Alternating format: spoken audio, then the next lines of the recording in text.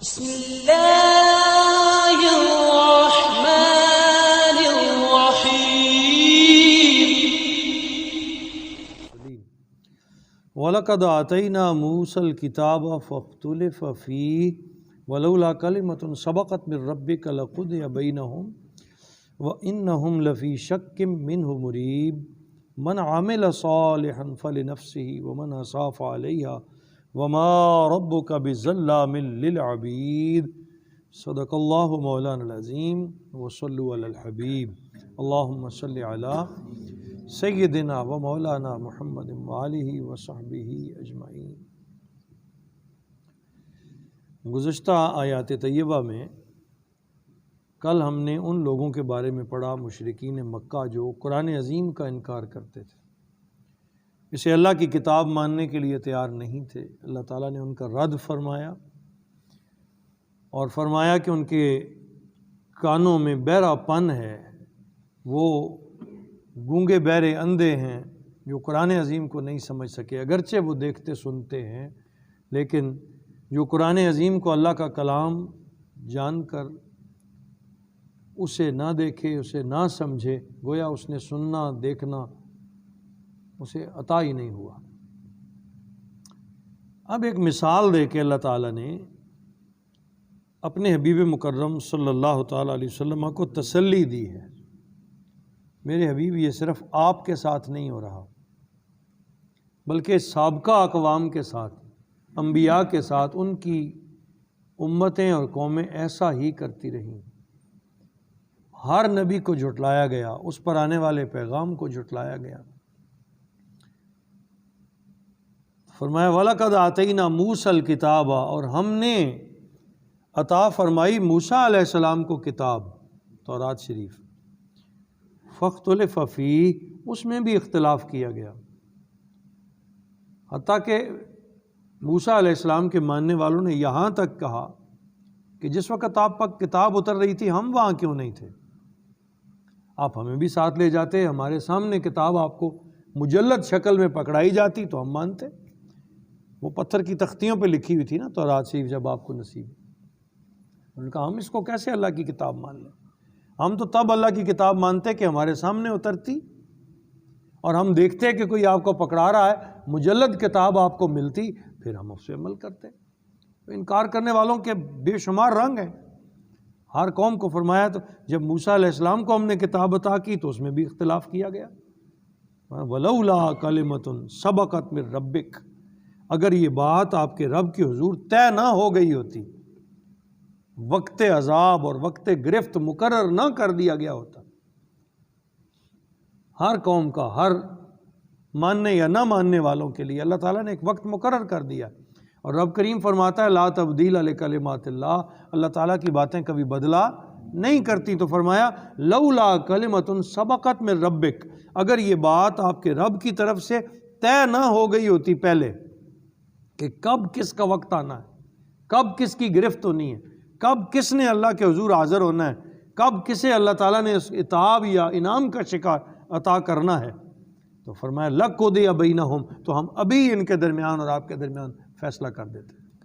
جس وقت یہ انکار کر رہے ہیں قرآن عظیم کا، جس وقت یہ قرآن عظیم کی آیتوں کا مذاق اڑا رہے ہیں، اگر میں نے یہ فیصلے نہ کر دیے ہوتے کہ کس کو کس وقت پکڑنا ہے تو میں انہیں اسی وقت دنسا دیتا،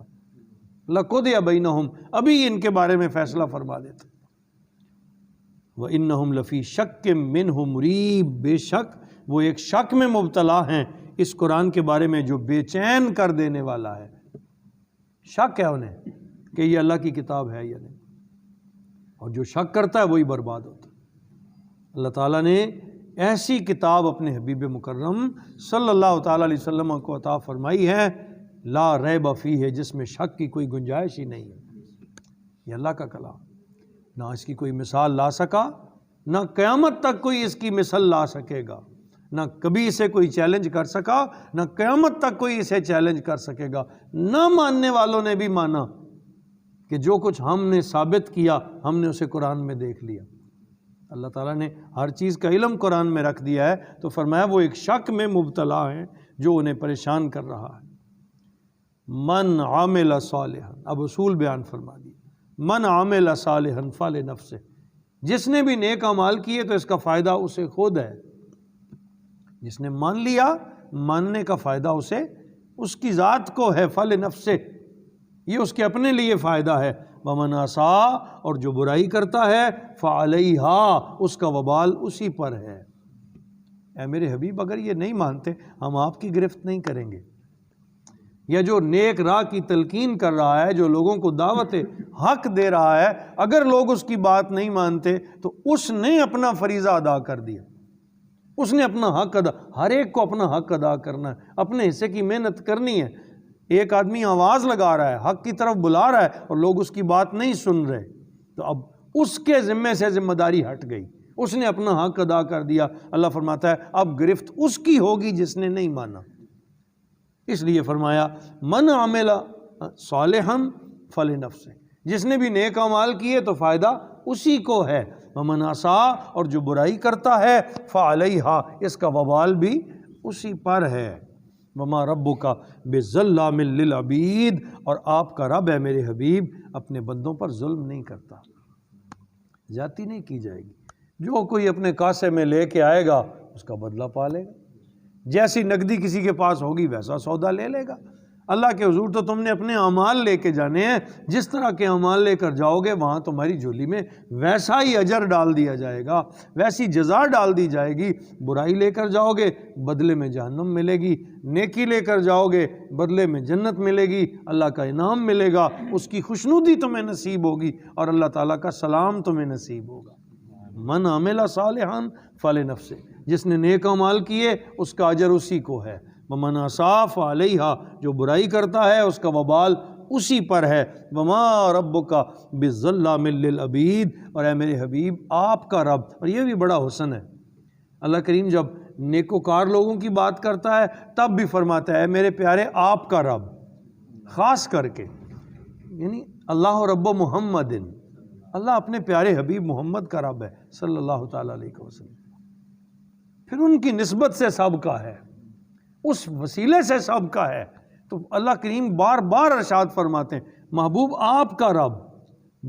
وما ربک بظلام للعبید، آپ کا رب اپنے بندوں سے ظلم کرنے والا نہیں،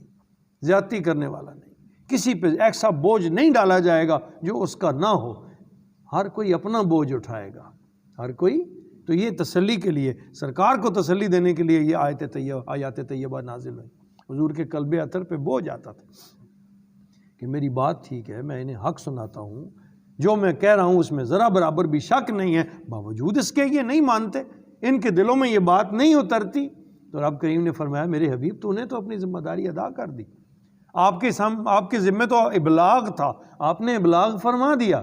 ان تک پہنچا دی، اب میں جانوں اور یہ جانے، نہیں مانیں گے تو گرفت کر لوں گا، آپ نے تو اپنا حق ادا کر دیا۔ اسی طرح ہر مبلغ، ہر دعوت دین دینے والا، اس سے اپنے حصے کی محنت کرنی چاہیے۔ آپ گھر میں ہیں، آپ کو اپنے بچوں کو، اپنی بیوی کو، اپنے گھر والوں کو جو آپ کے زیر کفالت ہیں، آپ کو ان پر اپنی محنت کرنی چاہیے، باوجود محنت کے۔ اگر کوئی نہیں بنتا نمازی، اگر کوئی نہیں مانتا، نہیں قرآن پڑھتا، نہیں ترجمہ پڑھتا، آپ نے اپنے حصے کی محنت کی ہے تو کل آپ سرخرو ہو جائیں گے، پھر ان کی گرفت ہوگی، لیکن اگر آپ نے اپنے حصے کی محنت نہیں کی تو پھر آپ بھی ساتھ پکڑے جائیں گے۔ بہت زیادہ کہنا پڑتا ہے گھر والوں کو، بہت زیادہ کہنا پڑتا ہے تب جا کر وہ نمازی بنتی، لیکن کہنا فرض ہے، بار بار آواز لگانا، بار بار کہنا، فذکر ان الذکریٰ تنفع المؤمنین، مومنوں کو بار بار یاد کراتے رہو، بار بار نصیحت کرتے رہو کہ بار بار کا نصیحت کرنا انہیں فائدہ دیتا ہے۔ وما علینا الا البلاغ۔